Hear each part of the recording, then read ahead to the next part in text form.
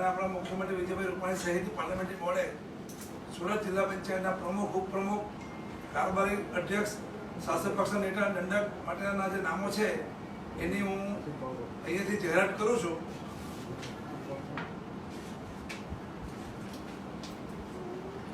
પ્રમુખ તરીકે ભવેશભાઈ નકીનભાઈ,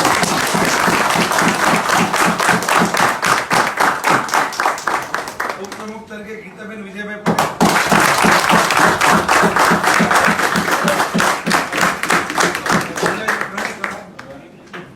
કારોબારી અધ્યક્ષ તરીકે રાજેન્દ્રભાઈ મિશ્રભાઈ વસાવા,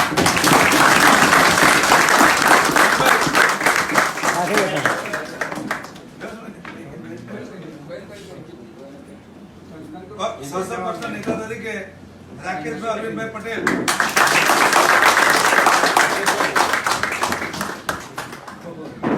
તરીકે દિનેશભાઈ ચંદુભા સુરતે,